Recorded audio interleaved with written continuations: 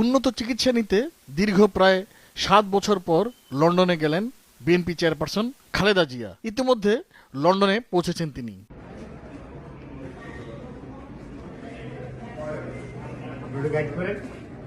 খালেদা জিয়াকে বহনকারী কাতারের এয়ার অ্যাম্বুলেন্স 8 জানুয়ারি বাংলাদেশ সময় দুপুর 2:58 লন্ডনের হিথ্রো বিমানবন্দরে অবতরণ করেছে। হুইল চেয়ারে বসা খালেদা জিয়াকে সামনে পেয়ে জড়িয়ে ধরেন তার ছেলে বিএনপির ভারপ্রাপ্ত চেয়ারম্যান তারেক রহমান। বিএনপি চেয়ারপারসনকে বিমানবন্দরে যুক্তরাজ্যের বাংলাদেশ হাই কমিশনের পক্ষ থেকে ফুলেল শুভেচ্ছা জানান ভারপ্রাপ্ত হাই কমিশনার হযরত আলী খান। তখন নেত্রীকে এক নজর দেখতে হিথ্রো বিমানবন্দরের বাইরে অপেক্ষমান ছিলেন যুক্তরাজ্য বিএনপির নেতাকর্মীরা। খালেদা জিয়া লন্ডন ক্লিনিকে ভর্তি হবেন বলে দল থেকে জানানো হয়েছে।